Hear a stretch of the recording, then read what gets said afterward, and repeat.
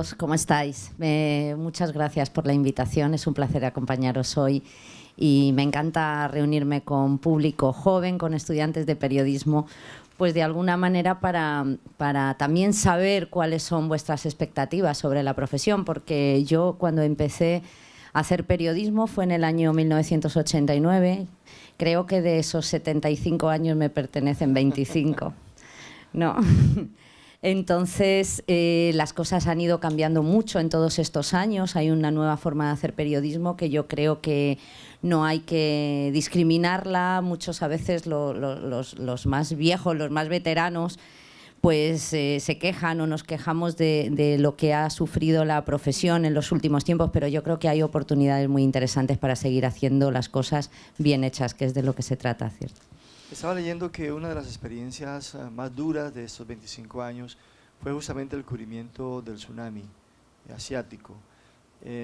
¿Cómo fue esta experiencia? Bueno, pues yo empecé a ser corresponsal de la agencia EFE en el exterior a finales del año 99. Mi primer destino fue Asia-Pacífico. Yo fui delegada jefe de la oficina regional para Sudeste Asiático y Pacífico y justo cuando llevaba ya 5 años, estaba a punto de concluir mi periodo en aquella región, pues se vino la gran noticia que me iba a tocar dar. Bueno, me había tocado contar muchas otras noticias diferentes, pero sin lugar a dudas, como habíamos comentado, creo que ese ha sido el impacto más grande a nivel profesional, pero también personal. ¿Tú estabas dónde, perdón? Bueno, pues esto ocurrió un 26 de diciembre. Yo estaba en Madrid, yendo al aeropuerto a tomar un vuelo a Manila. Yo estaba afincada en Manila. Manila teníamos nuestra oficina regional. Entonces yo había ido a Madrid a pasar esa Nochebuena y estaba tomando un vuelo el día 26 para regresar a Manila porque iba a pasar el resto de las fiestas allá. De hecho, toda mi familia se quedó allí en Filipinas. No había viajado conmigo a Madrid. Entonces yo cuando iba camino al aeropuerto de Barajas recibo una llamada telefónica del que entonces era el corresponsal de la agencia EFE en Tailandia, Miguel Rovira. Es un gran periodista, uno de los grandes periodistas que ha dado nuestra profesión en España. Y me dijo simplemente: Esther, algo grave ha pasado. ¿Pero qué ha pasado? No sé, pero algo grave ha pasado. Y no sabía ni él qué es lo que había ocurrido, porque solamente había como una información confusa de que algo importante, no se sabía si había sido un terremoto o había sido una bomba. Acordaros que en aquella época fueron los años posteriores al 11 de septiembre y toda aquella región asiática estaba azotada de forma continua por atentados de la facción de Al-Qaeda en el sudeste asiático, la Jamaat Islamiyah. Y nos habían tocado cubrir muchos atentados islámicos en aquellos años, ¿no? Entre el 2002 había empezado la guerra de Afganistán, la guerra de Irak, y esa zona fue muy afectada por el terrorismo islámico.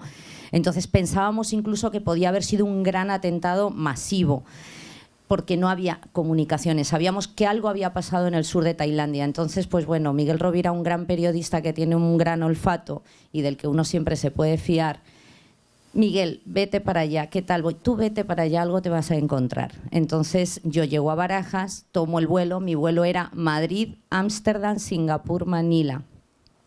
Yo llego a Barajas, tomo mi vuelo y desembarco en Ámsterdam para la primera escala, y entonces ahí ya se conoce que ha sido un terremoto que ha provocado una ola, un maremoto, mucha confusión. Hablaban de 100, 200, 300 muertos. Digo, la cosa está grave porque puede haber más muertos. Tomo el vuelo en Ámsterdam, viajo a Singapur y ahí estamos hablando de 2.000 muertos en el trayecto de... La cosa ya, sigo hablando. Yo en ese momento ya no puedo hablar con Miguel Rovira. Él estaba ya viajando hacia la zona. Llego a Manila, no sé, ya eran 5.000 muertos. Entonces, pues claro, y ya sabíamos además dónde había sido el epicentro del terremoto, no había sido en Tailandia. En Tailandia fue el primer impacto de la información mundial porque tuvo muchos efectos en una zona que se llama Phuket, que es una zona de gran turismo internacional. Entonces, como siempre, parecería, y esto lo puedo decir de forma un poco irónica, casi que siempre vale más la vida de un extranjero que de un nacional. Entonces, cuando hay muertos que son de otro país o víctimas extranjeras en un país, la noticia corre como la pólvora, ¿no? O sea, siempre vale más un extranjero que 100 locales. Es una tristeza, pero informativamente tiene esas consecuencias. A mí me tocó desde Manila organizar esa cobertura, desplegar a todo el equipo, sacar al corresponsal de Hong Kong, mandarlo a Indonesia, sacar al corresponsal de Yakarta y mandarla al centro del epicentro. Yo me fui para Indonesia y aquello fue pues verdaderamente terrible. Algunos... ¿Qué encuentras cuando llegas justamente al lugar? Bueno, pues yo llego a Yakarta, capital de Indonesia, porque no se puede llegar. Imagínate que el epicentro del terremoto fue en la provincia de Aceh, era un sultanato que además llevaba más de 20 años o 30 años en una lucha pues, separatista, estaban reclamando la independencia de esa región, y el tsunami barre completamente la región. O sea, se acabó el conflicto para siempre. Esa región desapareció del mapa, literalmente desapareció del mapa. Entonces ahí no se podía llegar.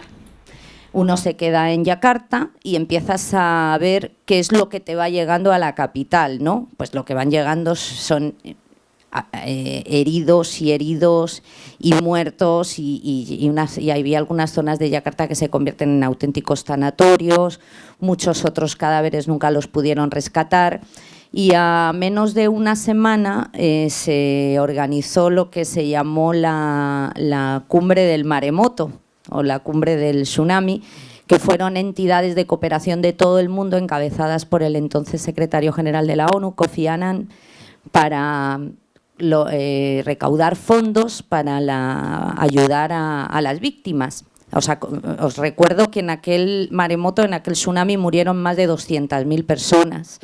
O sea, fue una barbaridad, no ha habido un desastre natural más grande en la historia reciente, no recordamos, ¿no? Algo parecido.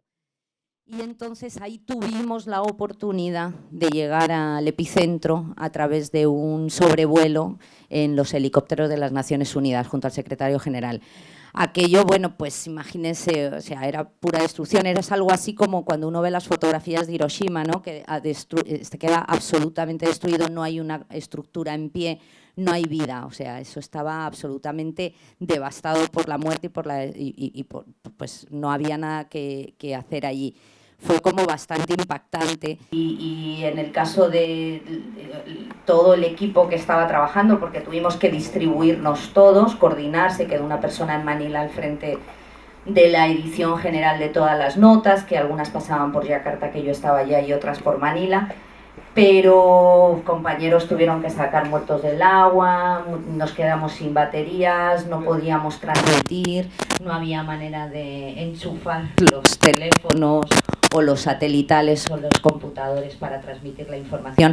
Se trabajó en condiciones muy duras, pero bueno, pues fue una gran experiencia, como digo, de vida y profesional. El primer reporte que hiciste de la tragedia, ¿te acuerdas cómo fue, que contaba?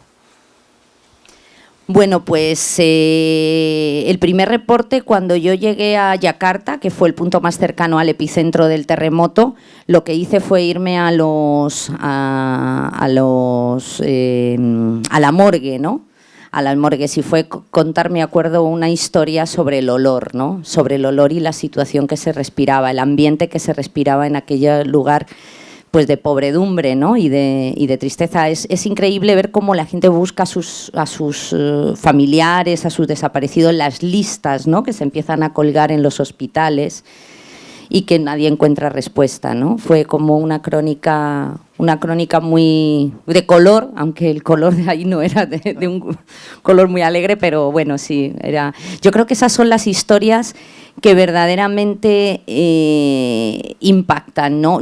Y no porque hagamos un periodismo que quiera impactar o un periodismo amarillo, no tiene nada que ver, es contar la realidad como se produce. Y lo que está claro es que el periodista, cuando está en el lugar de los hechos, es cuando lo puede contar con ese alma, ¿no? Con esa vivencia que la transmiten las palabras que escribe, ¿no? Claro, pero de todas formas es sobreponerse también a un primer impacto que genera la tragedia, que es el del número. Entonces, más allá de contar muertos, ¿qué otras historias habría ahí como para buscar? Bueno, pues ahí se dieron también, yo me acuerdo haber escrito alguna nota que siento ahora con el tiempo que tenía un toque de ironía, ¿no? Porque aquella cumbre del maremoto donde se reunieron, bueno, fueron presidentes, presidente del Banco Mundial, presidentes de países cercanos, vecinos, fue el primer ministro de Australia, o sea, una cantidad de autoridades y de organismos internacionales, y entonces todos parecía que iban a lucirse, porque eso parecía como una tómbola del quién da más, ¿no? Era como que iban aquellos representantes, señores muy poderosos, yo voy a dar tanto y yo voy a dar tanto, entonces empezaron a inflar las cifras de cuánto iba a ser la ayuda internacional que se iba a aportar para la reconstrucción. A uno le da la sensación de que esas ayudas nunca llegaron a ningún sitio, entre otras cosas porque no sé qué se hizo con el dinero, esa zona desapareció y nunca se rehabilitó. Y estas experiencias las he tenido muchas otras veces en otras tragedias que me ha tocado cubrir. Una de ellas fue el terremoto de Perú, por ejemplo, en Pisco. Si uno viaja hoy día a Pisco, han pasado 7 años, de 2007 a 2014, aquella región no está reconstruida, todavía uno ve las montañas de desmonte en las orillas de la carretera panamericana, ¿no? Y dónde está el dinero, ¿no? Eso yo creo que ahí nosotros los periodistas debemos, no solamente se trata de contar de una forma amarillista un desastre o una tragedia que pueda herir la sensibilidad del público, sino también hacer la denuncia, seguir contando, volver un año después para ver qué pasó. Y uno ahí es donde se encuentra, yo creo que ahí se sigue uno encontrando las noticias. Claro. Y pasa insistentemente, Haití, por ejemplo. Por ejemplo, sí. Bueno, países como Laos, Vietnam, Birmania, Cuba, son países muy cerrados, ¿no? En donde la libertad de expresión está en entredicho y donde un periodista tiene que intentar sobreponerse a esas limitaciones que pueda haber. Estuviste en esos 4 países. ¿Cómo es la experiencia de intentar reportear en un país en donde el régimen no deja? Bueno, reportear como tal no es fácil, no es fácil. Y de hecho uno lo que va… entrar a Birmania fue muy difícil, de hecho entré como turista. Nunca entré como periodista, no pude, nunca me dieron la visa. Entonces yo me fui de vacaciones y lo que hice fue, cuando salí del país y ya estaba fuera, pues escribir una serie de crónicas. Pero crónicas eran en tiempos en los que Aung Suu Kyi, que es la Nobel de la Paz, que fue galardonada con ese premio porque ella se amotinó en su casa y estuvo más de 15 años bajo arresto domiciliario liderando la oposición de Birmania. Eso es un régimen militar que data de, bueno, pues de casi de los años 50, ¿no? Una cosa bárbara. Entonces no te da mucho tiempo o sea, no sabes que si te acercas a los opositores te van a expulsar del país. Hay que tener como cuidado, ¿no? Manejar las relaciones, eso también nos puede pasar en Cuba, a lo mejor, ¿no? Si uno entra fuerza un poco, ¿no? Lo que quiere hacer para poderse mantener. Yo me acuerdo en Cuba, por ejemplo, hace unos años fui acreditada para cubrir una cumbre de países no alineados, y nunca me entregaron la acreditación. Yo fui, viajé, me permitieron entrar, entonces el director de comunicación del Ministerio cubano, yo le decía, oye, ya amables, simpáticos, porque ya nos reíamos y todo, oye, ¿cuándo me vas a dar la acreditación? Tranquila, hermana, tranquila. Ya, pero tranquila, hermana, no, es que así no sales de aquí, del edificio donde se celebraba la cumbre. Bueno, pues yo me fui de Cuba después de haber cubierto aquella cumbre, pero no pude salir nunca fuera del edificio a trabajar, ¿no? Y además, no, es que así tú no sales porque aquí solamente se puede trabajar en el edificio. Digo, ya, pero yo vine a trabajar a Cuba. No, usted vino a trabajar al edificio, ¿no? Bueno, pues son anécdotas que cuando vas a hacer esa cumbre y tal, te centras en estas cosas, pero bueno, pues hay veces que sí, es verdad, hay dificultades. En Laos sufrí una retención por la policía, estuve retenida durante varias horas, me llegué a asustar porque yo digo, pero además estos señores no hablan ni inglés, o sea, habla laosiano con ellos, ¿no? Y en ese momento yo no iba con el compañero, otra vez, mi compañero Miguel Rovira, con el que he vivido grandes aventuras asiáticas, que él hablaba laosiano. Entonces yo digo, bueno, y el teléfono en aquella época no era tan fácil. Las comunicaciones en un país como Laos no funcionaban los teléfonos celulares, no había coberturas. Entonces, horas ahí retenida, y simplemente porque decidí dar un paseo por la ciudad, por Vientiane, por la capital de Laos, antes de ir a una cobertura. Era la primera reunión internacional de presidentes que celebraba Laos desde el final de la guerra de Vietnam, pues desde los finales de los años 60. Pues una cerrazón tan grande de un país durante tantos años. Luego lo pensé, digo, yo podría haberme asustado porque no sabía qué andaba en la cabeza de aquellos señores. Digo, pero yo luego pensé, digo, ellos estaban más asustados que yo, porque en el fondo no entendían cómo una señora con el pelo rojo sola caminaba por las calles de Vientiane, porque nunca habían visto algo así. Esto es como… Entonces ellos, yo creo que, como decimos nosotros, se curaron en salud y dijeron, ¿usted dónde va? Espere, que tenemos que investigar todo de usted antes de que dé un paso más en la calle. Pues son anécdotas que bueno, te van construyendo finalmente como periodista, pero también como persona, ¿no? Y Esther, ¿y en algún momento en esos pasajes has sentido que tu vida ha estado en peligro? Pues sí, varias. Varias. He tenido varias experiencias. De ello les voy a contar que al menos 2 importantes en este país, en Colombia. Yo aquí he tenido, en un par de ocasiones, me he visto a un filo. Si quieren les cuento las colombianas, ¿no? ¿Les cuento las colombianas? Sí, ahí va. Bueno, pues una de las situaciones complicadas que he vivido aquí en Colombia fue, nosotros en el año 2010 se nos ocurrió hacer un proyecto muy bonito, un proyecto periodístico que terminó en una gran exposición, algo así como lo que hemos hecho ahora con los 75 años. Cuando en este país, vamos a remontarnos en el contexto, 2010, acababa de terminar el gobierno del presidente Uribe, comenzaba el gobierno del presidente Santos y se estaba hablando de una ley de víctimas que funcionó, se puso en marcha y se rubricó, y vino, si os acordáis, el secretario general de la ONU, Ban Ki-moon, en este caso como testigo de la firma. Ahí, en ese proceso, a nosotros en la agencia EFE se nos ocurrió, junto con el PNUD, con las Naciones Unidas, hacer un proyecto periodístico de ir a las regiones más afectadas por el conflicto colombiano en busca de historias de construcción de paz. A nosotros nos dio por hablar de la paz cuando en este país todavía no se hablaba de paz. La paz se empezó a hablar después, ¿no? Ya cuando el gobierno anunció el proceso de paz con las FARC.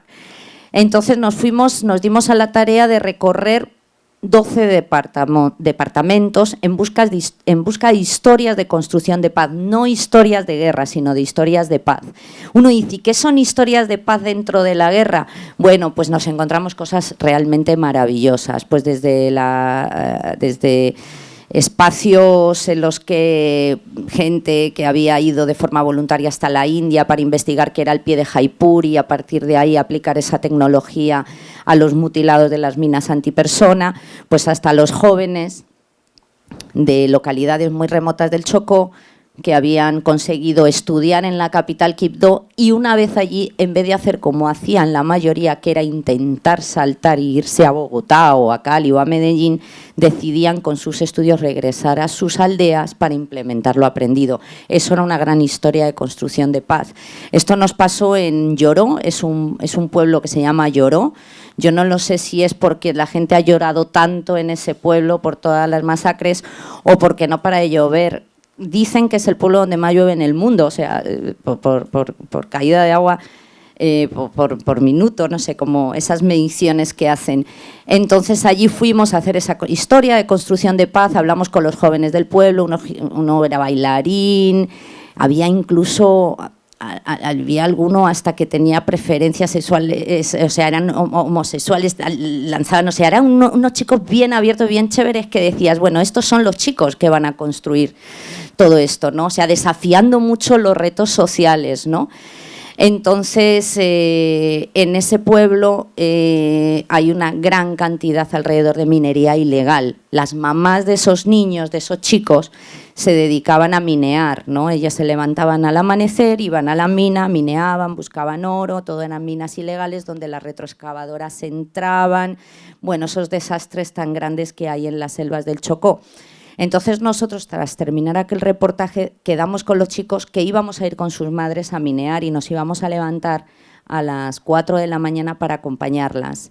Pero no nos dio tiempo porque a las 9 de la noche empezó un hostigamiento armado que duró toda la noche y apuntaban, los disparos iban directamente a la casa cural, que era donde estábamos nosotros alojados. Nosotros habíamos llegado allí con la compañía de la diócesis de Quibdó. Los sacerdotes de Quibdó nos habían llevado hasta aquel lugar y nos dejaron allí con el que cuidaba la casa rural. Ni el cura se quedaba a dormir, lloró. Entonces, bueno, pues fue una noche bastante fuerte, tiroteos, no cesó el hostigamiento en toda la noche. Y bueno, pues la mañana siguiente amaneció, por supuesto ya nadie fue a minear, ni la señora ni nosotros creemos que fue un aviso, ¿no? Pero un aviso en el que nos atacaron directamente a nosotros. Por fortuna no pasó nada, pero uno pasa miedo. Claro, claro, claro. El otro día le preguntaba a mis estudiantes cuál creían que era la fuente más difícil de entrevistar en un país como Colombia, y me decían todos, en su inmensa mayoría al menos, el presidente de la República. Pues Esther ha entrevistado a Juan Manuel Santos unas 5 veces. ¿Cómo se hace para entrevistar al presidente de la República? Bueno, debo subrayar que es la periodista extranjera que más ha entrevistado al presidente Santos. Sí, eso es cierto. Es cierto, pues porque también llevo ya casi 7 años en este país. Y tengo que reconocer que, no sé, no es tan bien decir que una periodista hable mal o bien, pero yo tengo que reconocer que a mí el presidente Santos me ha tratado muy bien, pues que un presidente te dé tantas entrevistas, yo casi que le he estado haciendo una entrevista por año, prácticamente. Empezamos en la campaña. Cuando los candidatos están en campaña son muy fáciles de entrevistar, porque obviamente… lo que hablaba Alfredo, la agencia EFE tiene una proyección impresionante. Cualquier información que sale a través de agencia EFE, uno sabe que no solo se va a publicar en el mundo, sino que además los medios del propio país la van a publicar y mucho. Y tú dices, ¿y por qué van a publicar una entrevista con el presidente Santos de la agencia EFE teniendo Caracol sus periodistas, RCN los suyos, El Tiempo, El Espectador, El Heraldo, etcétera? Pues porque los periodistas extranjeros vamos siempre buscamos otros objetivos en las entrevistas, ¿no? Cuando un periodista nacional entrevista a su presidente, va a ir a la noticia del momento, a sacar el detalle, el último escándalo de un comentario que hizo sobre Uribe o que hizo sobre el procurador o hizo sobre tal. Nosotros miramos de una forma mucho más global al personaje, nosotros desgranamos mucho mejor al personaje. No digo mejor, no quiero decir mejor porque yo no quiero menospreciar el trabajo, es que es diferente. Nosotros no damos por sabido nada, nosotros lo tenemos que explicar todo. Un periodista colombiano que escribe para medios colombianos da por supuestas una cantidad de cosas que no es necesario que tenga que incluir en su entrevista. Nosotros no, nosotros hasta le hacemos el perfil al propio personaje, ¿no? Cuando tenemos la oportunidad de encontrarnos con él, porque quien no le conoce debe conocerlo y es nuestra responsabilidad que lo conozcan bien. Pues dices, ¿cómo es tan fácil o no tan fácil entrevistar a un presidente como Santos, por poner un ejemplo, ¿no? El presidente Santos es muy entrevistable, la verdad que es un personaje fácil. A mí siempre me ha dado noticia, además, porque cuando dices ¿qué buscas en una entrevista? Bueno, ya es importante entrevistar al personaje, pero conseguir un titular, ¿no? O sea, que te den una noticia y que además esa noticia arrase. Y de pronto yo entrevisto al presidente Santos, ayer lo entrevistó el diario El Tiempo, El Espectador, El Heraldo o Caracol y no pasó sin pena ni gloria, por decir, y de pronto mi entrevista revienta y todos los medios vuelven a retomar. Pues yo creo que es ganarse la confianza, ¿no? Yo creo que es ganarse la confianza, pero no digamos, como decimos los españoles, no haciéndole la pelota al personaje, porque si hay que preguntarle a saco por algo que sea sensible, pues hay que hacerlo. O sea, nunca uno va a intentar ser servil con el personaje que entrevista, pero eso no quita que dejes de ser respetuoso. O sea, yo creo que la entrevista siempre se hace de usted, da igual quién sea. Da igual la edad que tenga el personaje, a lo que se dedique. Hombre, puede ser de pronto, no sé, si entrevistas a los grafiteros de la Comuna 13 de Medellín, de pronto uno se relaja, ¿no? También. Pero también, que son tan interesantes los grafiteros de Medellín como el presidente Santos, ¿sí? Pero pues esa es la idea, yo creo que es ganarse la confianza, porque a mí eso me ha permitido entrevistar tantas veces al presidente y nunca he sido dócil con él. O sea, quiero decir, he contado lo que he tenido que contar, nunca le he hecho entrevistas para hacerle sentir bien al presidente, ni mucho menos. Voy a preguntar un poco por eso, porque este es un presidente que además es periodista y además ha trabajado muchísimo tiempo en periodismo.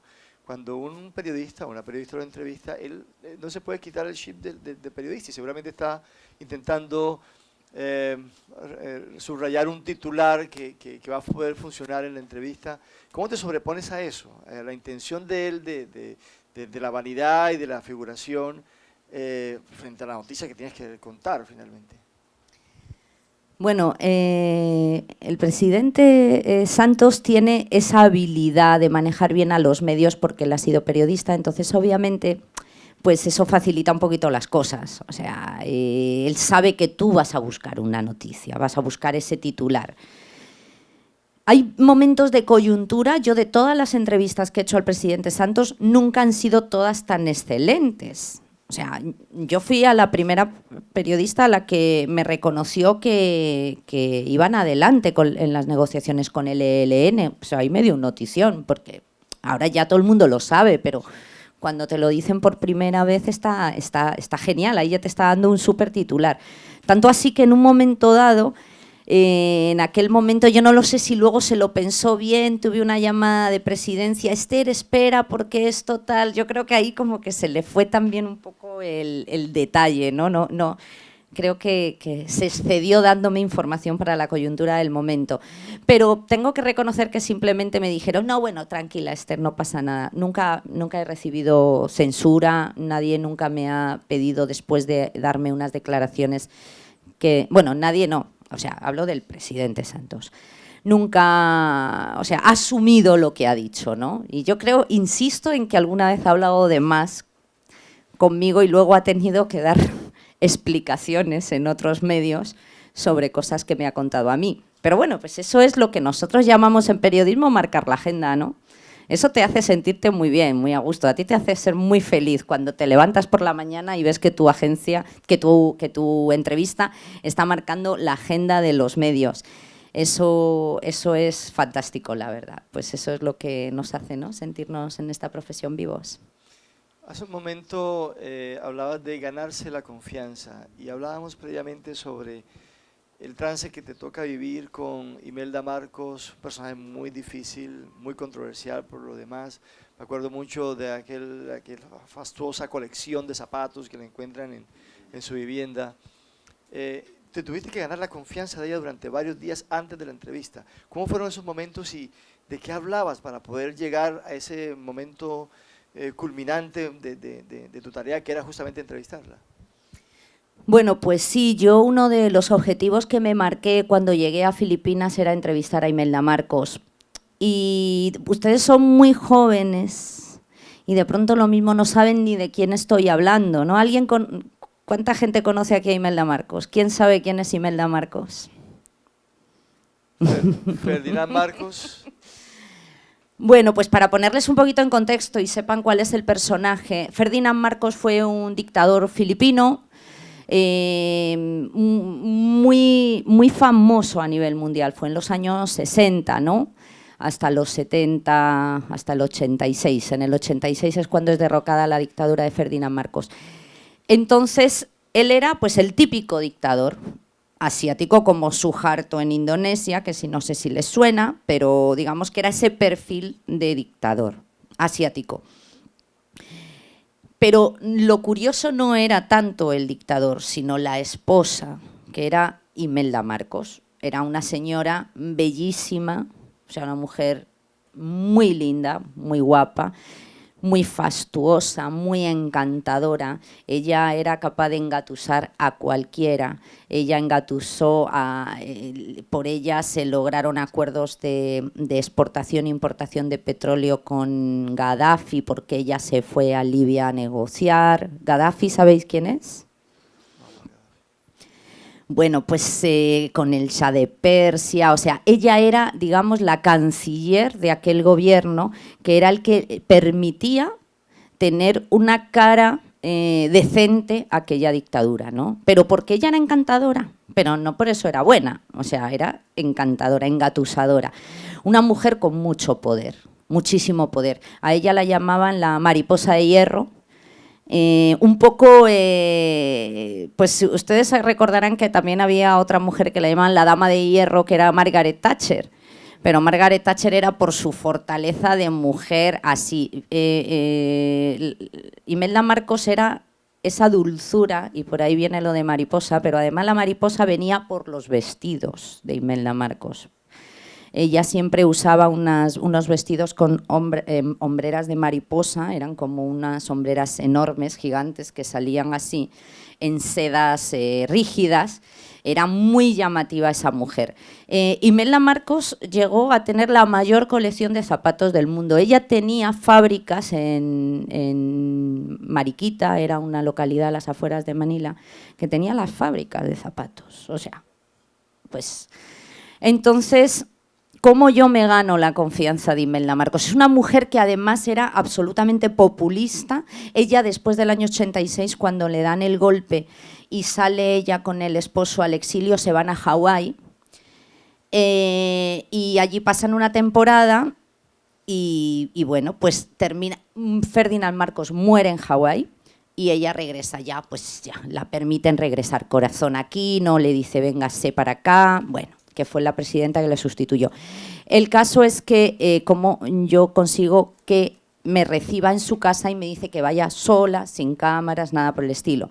Entonces, ¿cómo entro? Y yo le digo, señora Marcos, mam, ¿no? Mam, le decía, mam, yo vi la tumba de su esposa en Hawái, ¿no? Y es cierto, yo estuve en Hawái y vi la tumba del esposo.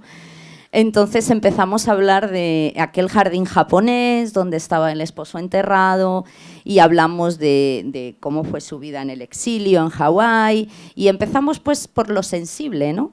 A partir de ahí terminamos hablando de los zapatos. Yo le pedí el favor de que me mostrara sus armarios. Ella era muy vanidosa, entonces ella me permitió ver sus vestidos y entonces yo ahí pacté encontrarnos un día después para poder, si quería ella hacer una sesión fotográfica, le propuse que ella luciera sus vestidos, que iba a ser un reportaje no tanto de conseguirte un tema muy noticioso, sino algo así como lucirle a ella, ya una señora en la madurez, con sus casi 80 años tenía, o 70 años podía tener.